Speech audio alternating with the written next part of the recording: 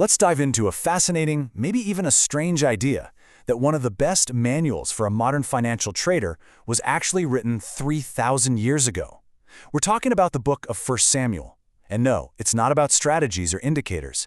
It's about something much deeper: the psychology, the discipline, and the internal battles that really decide if you win or lose in the markets. So you have to be asking, right? What on earth can a story about ancient prophets, kings, and shepherd boys possibly teach someone like you, staring at a screen about to place a trade? The answer is pretty much everything that matters. We're talking about character, the deep down internal stuff, the patience, the discipline, the brutal honesty with yourself, and the resilience to get back up. That's the real foundation of profitable trading. So, let's get into it. Okay, first things first. Before any system or strategy can ever work for you, you have to get your own head straight. Your internal posture has to be right. And this is where we meet our first two figures, a woman named Hannah and her son, the prophet Samuel. You know this feeling. Every single trader does. It's what we could call the Hannah burden. It's that awful, grinding frustration when you're putting in the hours, you're studying the charts, but you're just not getting that breakthrough, not seeing that consistency you're fighting for. It feels like everyone else is getting it, but you're stuck. So when you feel that, you're at a crossroads. On the left is the path most people take. You suppress that frustration, but it doesn't go away. It turns into a toxic psychology, it poisons your execution, and it leads to all the stuff we hate: revenge trading, blowing up accounts. But then there's Hannah's path. She poured it all out, honestly. That act produces this incredible psychological relief, which lets you rise and trade with a clear head even before your P&L changes. And look at the raw honesty here. Hannah wasn't trying to be positive. She just laid it all out there, her great anxiety and vexation. Here's the takeaway for us. Journaling your emotional state is just as important as your technical analysis. I mean, really admitting your fears, your greed, your frustrations on paper before they grab the mouse and make decisions for you. Okay, so once we've dealt with that inner turmoil like Hannah did, what's next? Well, now we have to learn to listen. And this brings us to her son, Samuel, and this critical skill of telling the difference between the market's real signal and all the distracting noise. This right here, this is the ultimate mindset for a trader before the session begins. Speak, for your servant hears. It's a posture of total stillness and readiness. It means you stop trying to force your will, your bias, your prediction onto the market. Instead, you just get quiet and become ready to receive what the market is actually telling you. So what do we mean by signal versus noise? Well, the signal is the real story the market is telling. It's the market structure, the key liquidity zones, the order flow. It's the important stuff. The noise? That's all the other junk, the wild volatility, every little tick up and down, and all the reactive feelings it creates in you. A professional trader learns to tune out all that noise and listen only for the signal. All right, so now that we've set that foundation, let's talk about the biggest trap, the one that gets almost everyone. And for this, we need a powerful warning. We need the cautionary tale of Israel's first king, Saul. His story is all about choosing what looks good over what actually is good. Why did Saul get the job? Simple. He looked the part. He was literally head and shoulders above everyone else. He was the perfect picture of a king. His whole resume was his appearance. And isn't that the perfect metaphor for a certain kind of trading strategy?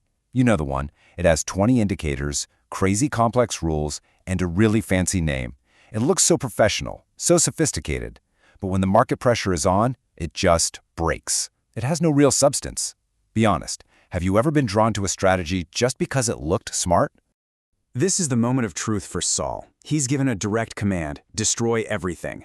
But he keeps the best sheep for himself. And when he comes back claiming he followed the rules, the prophet Samuel asks this bone-chilling question. That bleating of sheep is the undeniable evidence that the rules were broken. For us as traders, that bleating is the sound of our small compromises. It's the sound of partial obedience. And that is the absolute most dangerous way to break your rules, because it's the one we can so easily justify to ourselves.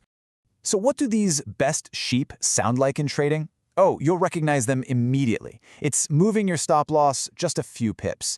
It's taking a slightly bigger position because this setup is perfect. It's jumping in a few minutes early. Every single one is a tiny exception, a little justification. But that sound, that's the bleeding that slowly destroys your account. Okay, so if Saul is the warning, who's the model? Who do we want to be like? Well, that brings us to David, the shepherd boy. And his story is all about focusing on the unseen, internal qualities, not the external appearance of success. And this just lays out the contrast perfectly. On the left, you have what the world sees and often celebrates: the flashy outward appearance, the super impressive chart setups, the fancy vocabulary, the huge social media following. But on the right, you have what the market actually rewards over the long haul: the heart, the character you build when no one is watching, the quiet discipline of just keeping the sheep day after day, the grit you develop under pressure. And this is the core lesson, right here. Real, lasting success in trading, what the story calls the anointing, it doesn't come from looking the part. It follows the deep character you forge in those long, boring, unglamorous seasons of backtesting, journaling, and reviewing your trades. The work that nobody else sees is the only work that truly matters. Okay, let's make this super practical. The story of David and Goliath isn't just some feel-good tale. It's a literal, step-by-step battle plan that you can use to face the biggest challenges in your own trading. First off, you've got to identify your Goliath. Every trader has one. It's that huge, recurring flaw that just stands there and taunts you session after session. Maybe for you it's revenge trading. Maybe it's cutting your winners short. Whatever it is, it's the giant that keeps you from the next level. And here is David's exact playbook. Step 1, name your giant. Get specific. Don't just say, I'm emotional. Say, my giant is revenge trading after a loss. Step 2, recall your past wins. Remember the lion and the bear, the smaller issues you've already beaten. This builds real confidence. Step 3, and this is so important, refuse Saul's armor. When you're facing your giant, don't panic and jump to some new, shiny, untested indicator or system. And finally, step 4, use your proven edge.